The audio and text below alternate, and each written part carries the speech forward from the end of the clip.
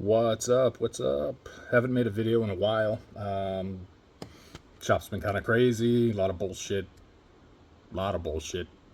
stuff coming in, and holidays and all that good stuff. But I got a pretty good one here today that's should be helpful to some people. It's kind of a common issue. Um, don't see it as much now, but still definitely getting a few in here with this same problem. So, customers got I believe this is a 2016 Honda Odyssey. Really anything from that generation, probably from like 2011, 2013 maybe on.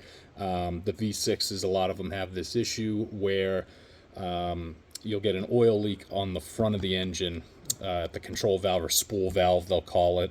Oil control solenoid. There's a bunch of names for it. Basically, it's this block that has your oil pressure switches and stuff hooked up to it for that front bank, which on these engines is bank 2. And so you get this assembly to replace, and this is the factory part from Honda. It's got your oil switches up top and solenoids and all that good stuff. Opening for dipstick and all that good stuff, but you don't actually need this whole part.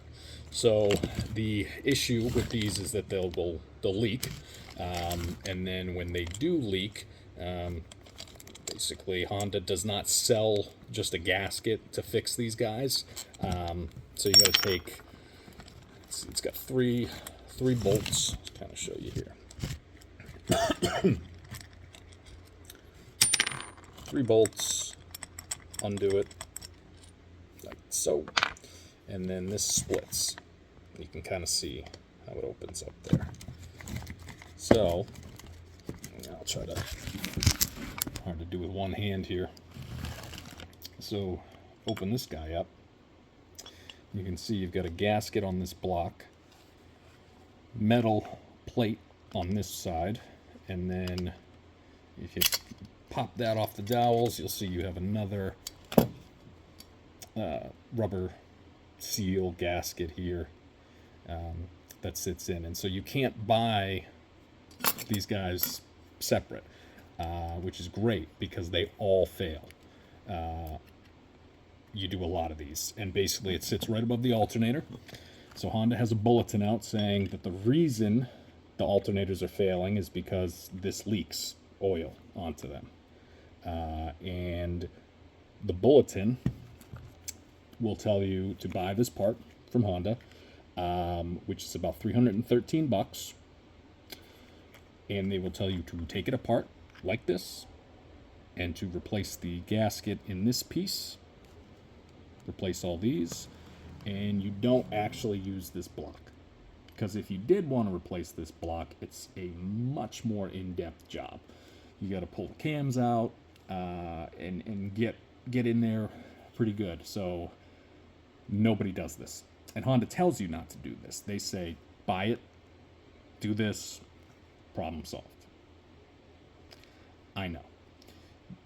Now I do believe there's some aftermarket ones out there, like Dorman or something makes them. I wouldn't recommend those. I've never really heard that those work particularly well. General rule of thumb is if it's engine related, do not buy aftermarket if you don't have to. Just buy factory stuff. It saves you the peace of mind of having to do it again, breaking down, costing you money, etc., all that good shit. So that's how you take this apart. This is the piece that we have to replace. I'm going to show you guys what it looks like. It's not that hard to replace. It's really not. So labor-wise, it's not much of a job, but it's a little bit pricey. So yeah, we'll get right into that for you. All right, so as stated, this is that part. Sits right on the front of the engine here. A little bit tough to see, but if I kind of get some light in there, you can see all that oil buildup kind of sitting around where like the dipstick is and stuff. That is where these generally leak from, and then it'll run down the front of the engine.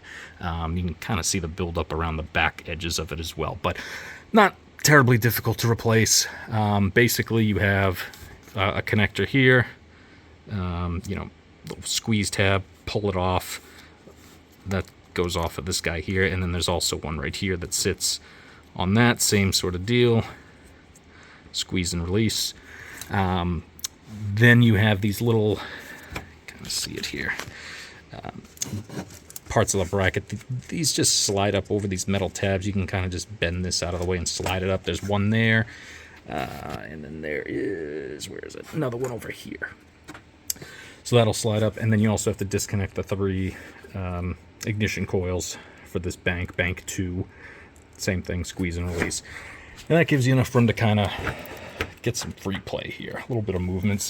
If you wanted more room, you could undo the bracket on the alternator and, try to move it out of the way, but you can do it this way as well. Basically, undo, this is the top bolt, so that guy comes out, and you do get new bolts with the new parts, so you don't have to reuse these guys. And then underneath, down here, you got 1, 2, those bolts. So we'll get that one out. A little bit shorter. Long bolt goes on the top.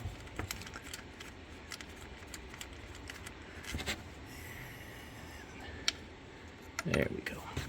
So you got 2 shorter ones, 1 long bolt. And then this whole piece, you don't have to undo that bolt. That's just holding this guy to that part. Just kind of wiggle it free. It should pop free pretty easily. Give it a little tap if not. But this whole block slides right out, like so. And that is the leaking culprit that we have here. This little guy's the cause of all the problems, so you get the old one. It's got its gasket in there. We're also going to take this metal plate off, and then the little O-ring that sits in there as well. You can see all that oil buildup on the bottom of it, kind of just running down there. So that is why we replace these guys. And then once that metal plate's out of the way, you can just get a pick or something, get up under the edge of the gasket like this, and just kind of pop them up so you can, squeeze a hand in there somehow. Figure out, yeah, there we go. Way to get them out. And then just pop that guy out. This has got a little filter sort of screen in it. So you just kind of, take notice, make sure there's no, big pieces of debris or junk or, anything like that in there. Doesn't look too bad. So there's your old one. Now installation's going to be reverse. We're going to just clean that surface up a little bit. We're going to put this gasket into that block. Like I said, we're leaving that block in the engine where it sits now. We're just going to clean it up. New gasket, metal plate. Then this has a new gasket in it as well. I'm going to take this guy, pop him right on there. He's going to go on there. Make sure you get your dowel pins. New one should have them. Just make sure that those aren't like stuck in there if you're going to be reusing them. But this one has, see, one of these guys, they just pull right out. So we'll just clean that up, clean up any of that gunk that's in there. We don't want anything falling into the engine wheel. And then should be able to get this guy back together. And we'll just pop this guy out of this block piece that we will not be using. Can throw that in the trash. Unfortunately, it's wasted on this one, but got this guy here. Make sure you clean off that surface and just kind of set this guy in. Make sure he's nice and even in there, not sticking up anywhere, just kind of presses right in. One of the benefits of using factory parts is you don't have to worry about slightly, off-spec gaskets and seals, not fitting perfectly. Factory ones are going to fit exactly as they should. Now, so once that's in place, and this is the part number in case anybody's wondering, very common front spool valve, they'll call it, rocker arm, oil control valve, solenoid, bunch of names for it. So now we have this piece here. If we flip it over, you've got that metal plate in place, and we have the two dowels. So we'll be using the new ones, and we're just going to drop this in on top of that gasket. Sits nice and easy, right like that. And just kind of slide it in carefully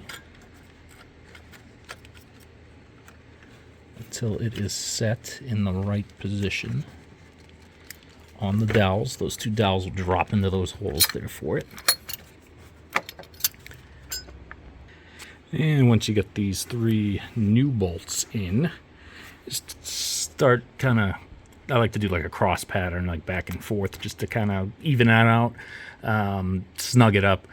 And then they don't really need to be killed. I think the torque spec on them is pretty low, something like, 6 or 8 fucking inch pounds, foot pounds. I don't know. It's not much. I usually just snug it by hand, give it a little extra.